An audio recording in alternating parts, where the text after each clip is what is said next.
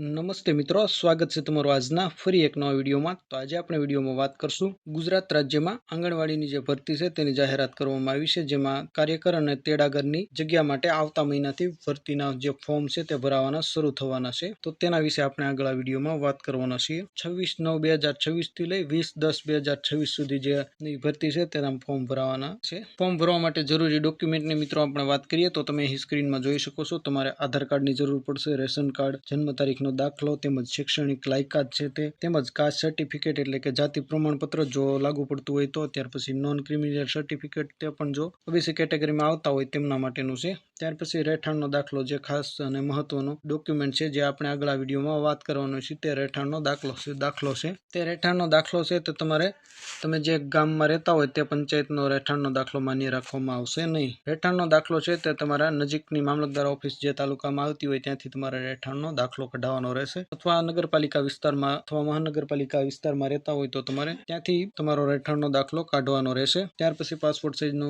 Photo, mobile number, email ID જેવા વગેરે ડોક્યુમેન્ટની જરૂર પડશે। તો મિત્રો આપણે જે ફોર્મ ભરાવાના શરૂ થવાની તારીખ 26/9/2026 છે, તો તેના પહેલા તમારે રહેઠાણનો દાખલો છે તે કઢાવી રાખવાનો રહેશે, જેથી ફોર્મ ભરાવાના શરૂ થાય ત્યારે રહેઠાણના દાખલા માટેની બહુ લાંબી પ્રોસેસ હોય છે અને બહુ ટ્રાફિક થઈ જતી હોય છે। ભરતીના ફોર્મ ભરાવાના શરૂ થાય ત્યારે દાખલામાં કઢાવવા માટેની લોકોની ભીડ વધારે હોય છે, તો તમે અગાઉથી તમારો દાખલો કાઢી શકો। તો દાખલો કઢાવવા માટે શું ફોર્મ ભરવું પડે, કેટલા ડોક્યુમેન્ટની જરૂર પડે, કઈ જગ્યાએ જવાનું વગેરે બાબતે આગળ આપણે આ વિડીયોમાં જોવાના છીએ। તો મિત્રો વિડીયોને અંત સુધી જોતા રહેજો। ચેનલમાં નવા હો તો ચેનલને સબસ્ક્રાઇબ કરી લેજો, જેથી તમને ગુજરાત સરકારની દરેક સરકારી ભરતી રિલેટેડ, સરકારી યોજના રિલેટેડ માહિતીના વિડીયોની નોટિફિકેશન તમને મળતી રહે। તો ચલો મિત્રો આપણે વિડીયોની શરૂઆત કરીએ। તો દર્શક મિત્રો તમે અહીં સ્ક્રીનમાં જોઈ શકો છો જે આંગણવાડીની ભરતી છે તેમાં માટે બેઝિક સૂચનાઓ આપેલી છે, જે મહિલા અને બાળ વિકાસ વિભાગ તરફથી તે માહિતી આપવામાં આવી છે। તો હું તમને થોડી માહિતી જે ઓનલાઈન ફોર્મ ભરતા પહેલા જે છે તે જણાવી દઉં, અને તમારે ફોર્મ ભરતા પહેલા કેટલા ડોક્યુમેન્ટ તૈયાર રાખવાના રહેશે તેની આપણે વાત કરીએ। તો આંગણવાડી કાર્યકર તેડાગરની જે માનદ સેવા પસંદગી માટે અરજી કરતી મહિલાઓ છે તે ભારતની નાગરિક હોવી જોઈએ, તેમજ આંગણવાડી કાર્યકર તેડાગરની માનદ સેવાની પસંદગી માટે અરજી કરનાર મહિલાઓ જે ઉમેદવાર છે તે સંબંધિત મામલતદાર શ્રી દ્વારા આપવાના થતા નિયત નમૂનાનું રહેઠાણ અંગેનું પ્રમાણપત્ર, તારીખ જે છે તો ઓછામાં ઓછી 1 વર્ષથી સ્થાનિક રહેવાસી હોવા જોઈએ, એટલે કે તમે જે વિસ્તારમાં રહેતા હો તે તમે છેલ્લા 1 વર્ષથી ત્યાં વિસ્તારની અંદર રહેતા હોવા જોઈએ, તો જ તમને જે છે તે ભરતીના માટે માન્ય ગણવામાં આવશે। જો તમે 10-15 દિવસથી તે વિસ્તાર ગામમાં રહેવા ગયા હોય ને તમે ફોર્મ ભરો તો તમારું ફોર્મ છે તે માન્ય નહીં રાખવામાં આવે। તમે ગામના જૂના 1 વર્ષ કરતા વધારે જૂના રહેવાસી હોવા જોઈએ તો તમે ત્યાં ફોર્મ ભરી શકો છો મિત્રો। ત્યાર પછી મિત્રો આપણે ઉંમરની વાત કરીએ તો ઘણા મિત્રોની કમેન્ટ આવે છે વિડીયોમાં કે ઉંમર કેટલી હોવી જોઈએ, તો તમે સ્ક્રીનમાં જોઈ શકો છો મિત્રો 18 વર્ષથી લઈ ઓછામાં ઓછી 18 અને વધુમાં વધુ છે તે 33 વર્ષ હોવા જોઈએ તે આમાં ફોર્મ ભરી શકે છે। ત્યાર પછી જે કેટેગરી અનામત કેટેગરીમાં આવતો હોય તો તેમને વર્ષ છૂટછાટ મળતી હોય છે, જેમ કે ઓબીસીની મહિલા ઉમેદવાર છે તો તેમને 10 વર્ષની છૂટછાટ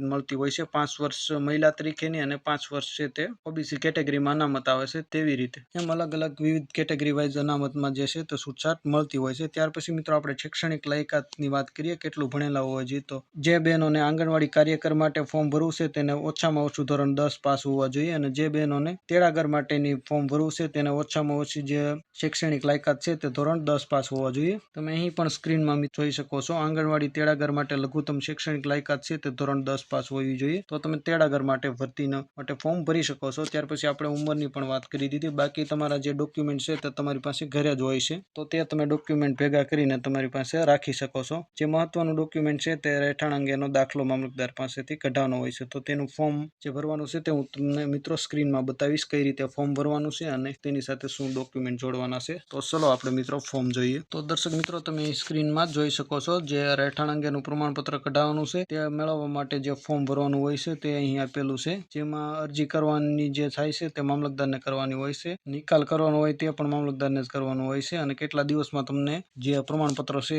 રહેઠાણ અંગેનું આપવાનું હોય છે તો તમને 2 દિવસમાં જે પ્રમાણપત્ર છે તે કાઢીને આપી દેતા હોય છે। અરજી સાથે નીચેનામાંથી કોઈ પણ એક પુરાવો તમારે જે છે તે જોડવાનો રહેશે, રહેઠાણના પુરાવા તરીકે પ્રમાણિત કરેલી નકલ, જે તમે અહીં મિત્રો જોઈ શકો છો, રેશન કાર્ડ છે, મતદાન ફોટો, ઓળખ કાર્ડ છે, Aadhaar card, light bill, passport, bank passbook, driving licence, ભાડા કરાર, લગ્ન પ્રમાણપત્ર અથવા સ્કૂલ લિવિંગ સર્ટિફિકેટ, તો આમાંથી કોઈ પણ ડોક્યુમેન્ટ એક છે તે તમારે ફોર્મ સાથે જોડી દેવાનું છે એ જ રહેઠાણના પુરાવા તરીકે। ત્યાર પછી તમારે મામલતદારને અરજી કરવાની હોય છે। ત્યાર પછી અરજી સાથે બીજું ડોક્યુમેન્ટ જે છે તે નીચેનામાંથી ઓળખના પુરાવા તરીકે કોઈ પણ પણ એક ડોક્યુમેન્ટ જોડવાનું હોય છે, તો તેમાં તમે આધાર કાર્ડ, મતદાન, ચૂંટણી કાર્ડ છે, તેમજ રેશન કાર્ડ છે વગેરે તમે જોડી શકો છો મિત્રો. તેમાં આધાર કાર્ડ છે, પાસપોર્ટ, ડ્રાઇવિંગ લાયસન્સ તેમાં પણ આપેલું છે. ત્યાર પછી મિત્રો આપણે વાત કરીએ તો ફોર્મ છે તેની અંદર જરૂરી જે ડોક્યુમેન્ટ છે તે ચેક કરવામાં આવે છે.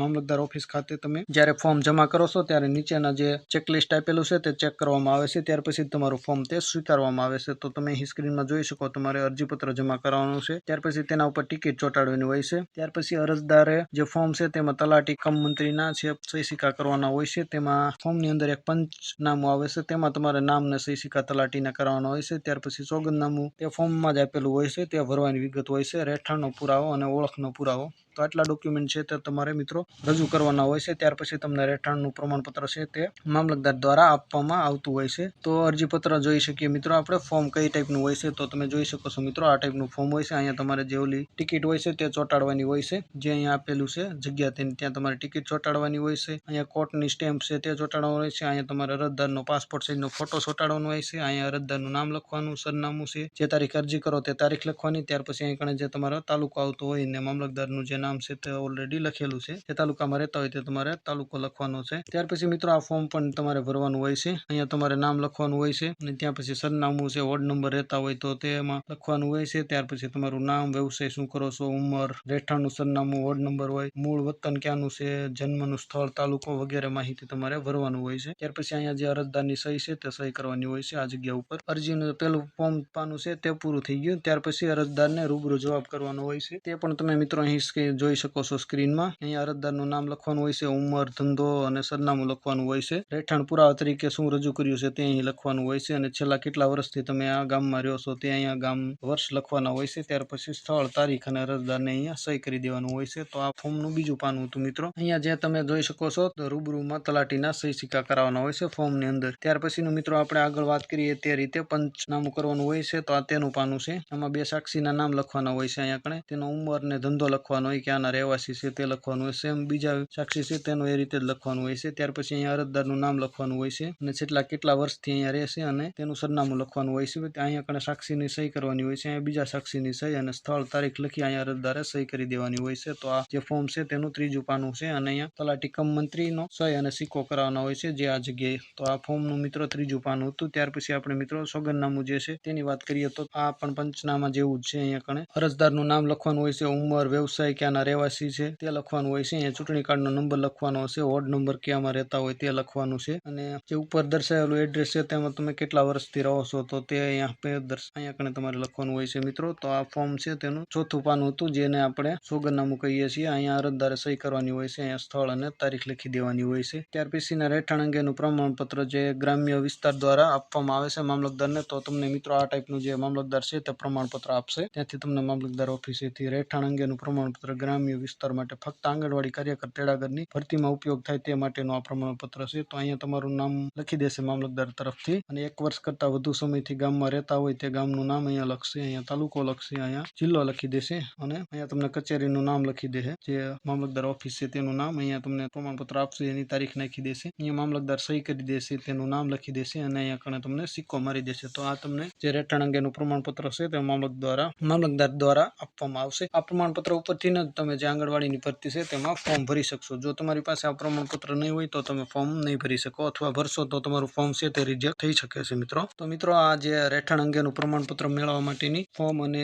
તેની સાથે જોડવાના ડોક્યુમેન્ટ અને ભરતી પ્રક્રિયામાં જરૂરી ડોક્યુમેન્ટ વિશે મેં તમને માહિતી આપી. આશા રાખો આ વિડીયો તમને પસંદ આવ્યો છે. વિડીયો પસંદ આવ્યો તો વિડીયોને લાઇક, શેર અને ચેનલને સબસ્ક્રાઇબ કરવાનું ભૂલતા નહીં. તમારા કોઈ પ્રશ્ન હોય તો ચોક્કસ અમને કમેન્ટ કરીને જણાવજો, અમે તમારા પ્રશ્નનો રિપ્લાય આપશું અને ભરતી જ્યાં સુધી શરૂ ન થાય અથવા ફોર્મ આંગણવાડીની જે ભરતી છે તે ફોર્મ ભરવાનો શરૂ થાય ત્યાં સુધી અમે જે નવી અપડેટ આવશે તેના વિડીયો બનાવીને અમે આ ચેનલ ઉપર પોસ્ટ કરતા રહીશું. તો મિત્રો ચેનલ સબસ્ક્રાઇબ કરી લેજો અને તમારે ભરતીમાં ફોર્મ ભરવાનું હોય તો અમારી સાથે જોડાયેલા રહેજો, જેથી તમને આંગણવાડીની દરેક અપડેટના વિડીયો મળતા રહે. તો ફરી એક નવા ટોપિકમાં નવા વિડીયો સાથે મળશું. ત્યાં સુધી જય હિન્દ, વંદે માતરમ.